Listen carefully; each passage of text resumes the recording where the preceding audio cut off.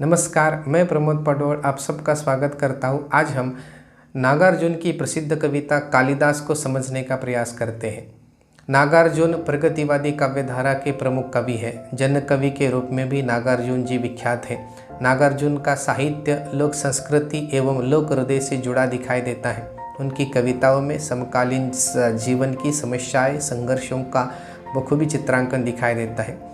कालिदास कविता नागार्जुन की एक लोकप्रिय कविता है, जिसमें कवि ने कवि की रचना प्रक्रिया पर प्रकाश डालने का प्रयास किया गया है। नागार्जुन जी के अनुसार जब कोई कवि कविता करता है या काव्य का सृजन करता है तो काव्य में चित्रित पात्र कवि को प्रभावित करते हैं। एक तरीके से पात्रों की पीड़ा जो है वह कवि की पीड़ा बन जाती है या उस सुख दुख से कवि जुड़ जाता है। काव्यशास्त्र की भाषा में इसे साधारणीकरण कहते हैं। और इस तरीके से कवि को कहना है, यानी नागार्जुन जी को कहना है, कालिदास से कहना है कि ये जो पीड़ा है क्या उन पात्रों की है या स्वयं अपनी है। इस तरीके से वो इस कविता में कालिदास से प्रश्न करते हैं। तो चलिए कविता के माध्यम से इसे समझने का प्रयास करते हैं। कविता है, कालिदास सच सच बतलाना, कालिदास सच सच बतलाना, इंदुमती के मृत्यु शोक से, इंदुमती के मृत्यु शोक से, अज रोया या तुम रोए थे, कालिदास सच सच बतलाना, कालिदास सच सच बतलाना।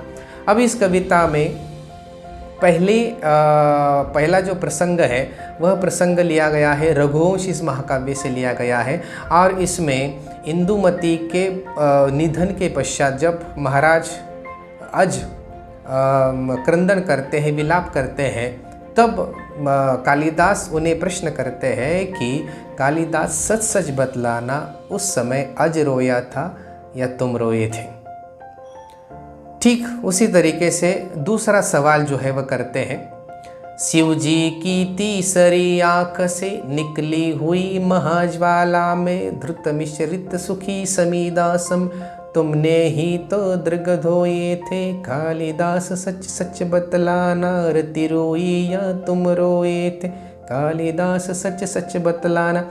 अब ये जो दूसरा प्रसंग है वह कुमार संभव से उद्धृत किया गया है, जिसमें शिव जी की तपस्या भंग करने की जिम्मेदारी कामदेव पर आ जाती है। कामदेव अपनी जिम्मेदारी बखूबी निभाता तो है, लेकिन उसके कारण शिव जी की तीसरी आँख खुल जाती है और उस के क्रोध में जो है कामदेव भस्म हो जाते हैं। अपने पति को भस्म होते देखने के बाद रति का जो क्रंदन है वो इसमें आ गया है। और इसीलिए कवि कालिदास से सवाल करते हैं कि उस समय जब आप लिख रहे थे उस समय सच सच बताइए, रति रोई थी या आप रोए थे। अब तीसरा जो प्रसंग है वह तीसरा प्रसंग जो है कवि ने लिया है मेघदूत से लिया गया है। कवि क्या कहते हैं देखिए, वर्षा ऋतु की स्निग्ध भूमिका प्रथम दिवस आषाढ़ मास का, देख गगन में श्याम घन घटा, विदुर यक्ष का मन जब उचटा, चित्रकूट के सुभग शिखर पर खड़े खड़े तब हाथ जोड़कर उस बेचारे ने भेजा था, जिनके ही द्वारा संदेशा उन पुष्करावर्त मेघों का साथी बनकर उड़ने वाले, कालिदास सच सच बतलाना, कालिदास सच सच बतलाना, पर पीड़ा से पूर पूर हो, पर पीड़ा से पूर पूर हो, थक थक कर और चूर चूर हो, अमल धवल गिरी के शिखरों पर, प्रियवर तुम कब तक सोए थे, कालिदास सच सच बतलाना, रोया यक्ष की तुम रोए थे, रोया यक्ष की तुम रोए थे। अब देखिए कि जो तीसरा प्रसंग है वह मेघदूत पर आधारित है। और इसमें कुबेर द्वारा अभिशापित होने पर जब यक्ष पृथ्वी पर आता है और आने के बाद अपनी प्रियतमा के विरह में व्याकुल हो जाता है, और तब अधिक व्याकुल हो जाता है जब वर्षा ऋतु का आरंभ हो जाता है। उस समय बादलों को देखने के बाद उसका विरह और तीव्र हो जाता है और वो बादलों को दूत बनाकर अपना संदेशा उन्हें देता है। ये जो संदेशा वह देता है तो कवि को लगता है कि ये जो पीड़ा है कवि ने स्वयं अनुभव की है, कवि स्वयं की अपनी है, और उसी को अभिव्यक्त करने का प्रयास जो है वह कवि ने किया है। इस प्रकार नागार्जुन जी इस कविता के माध्यम से हमें यह बताना चाहते हैं कि जब तक कवि जो है दूसरों के भावों को धारण नहीं करता, या जब तक कवि दूसरों के सुख दुख को नहीं समझता, तब तक वह सृजन नहीं कर सकता है। कविता के सृजन के लिए सबसे ज़रूरी है दूसरों को समझना।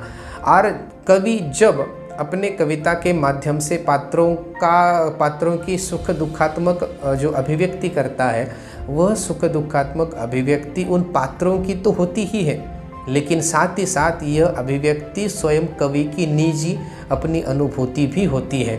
और यही बताने का प्रयास इस कविता के माध्यम से कवि ने किया है। यह कविता, इस कविता को आप डॉक्टर कुमार विश्वास के स्वर में यूट्यूब पर भी देख सकते हैं। नीचे डिस्क्रिप्शन में मैंने लिंक दे दी है, आप वहां जाकर इस कविता को उनके स्वरों में सुन भी सकते हैं।